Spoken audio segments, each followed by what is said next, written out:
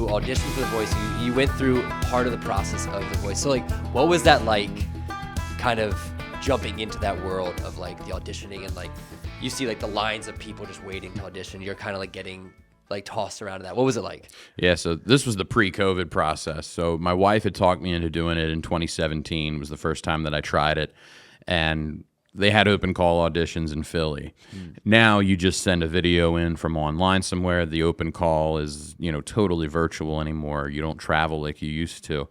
Everything's through webcams now. But I like the in-person thing because you really got to meet a lot of cool people and get to know people that way. So the open call audition was in Philadelphia, and we went to I think it was like the Expo Center or something that was in town.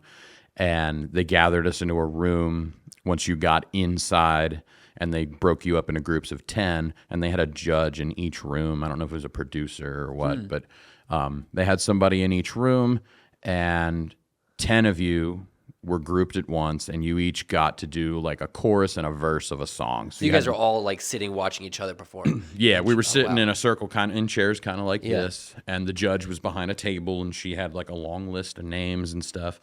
So, yeah, they had us broken up into those groups, and one by one, we went up and took our turns singing a cappella, doing a verse and a chorus of a song. And when we all got done, everybody sat down, and then she called out my name and one other person's name out of the 10. And she said, I want you two to stay. Everybody else, thank you for coming, but you're not what we're looking for. So they walked away. So it was me and one other person, and they made us sing, one more thing, something that was different. I guess just to make sure that you weren't like a one-trick pony, only knew how to sing one type of song. So they gave us a paper then, and they said, hey, you'll come back to this place tomorrow. It was like a studio across town.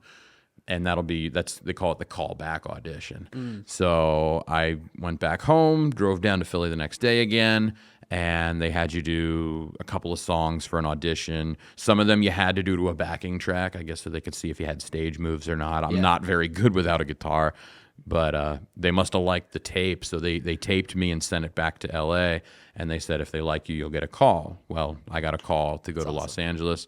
And they told me when I got there, they said, you're in the top 150 out of everybody that tried out so far for this season. Which is huge. That's huge, because there's like hundreds, I'm sure like thousands, like I don't even know. I couldn't even give a number to it, but there's a lot of people. Yeah, there's a lot of people that try out for it. And there's a lot of people that they just keep going back year after year after year. I forget how many audition processes they hold in a year. They might have been doing 2 a year at that point. But yeah, there's people that they would fly all over the place just to give it a shot. So they said you made the top 150, and if you get in the top 75, you have a shot at a blind audition. And even sometimes the people that make that cut don't necessarily even get onto the show and get to the part with the spinning chairs. But yeah, I didn't meet any of the judges. You don't meet them until the chair spins around. Yeah, from what I'm told. So yeah, all producers pretty much, just all the way up. Yeah. So they took us to a spot for our audition out in L.A.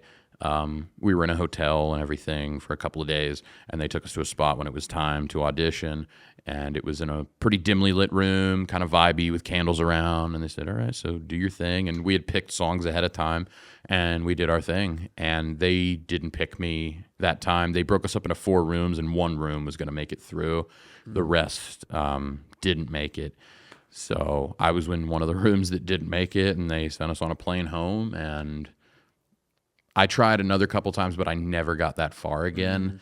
But I realized that I had opened for a guy that had won American Idol. It was one of the last seasons before they went off of Fox, and I just saw the way that he was touring and the way that his whole thing was set up, and he wasn't drawing that many people, and I thought, you know what, maybe those shows aren't necessarily worth it, because a lot of people get controlled by the contracts that come out of that, and they have no creativity.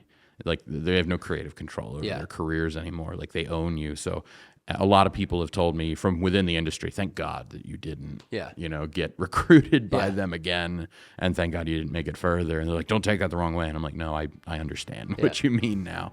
Yeah, it's definitely different now. Yeah, and I'm not bitter about it. It was a really cool experience, and that was my first time going to California, and I wouldn't trade that for the world, but I think it was meant to be.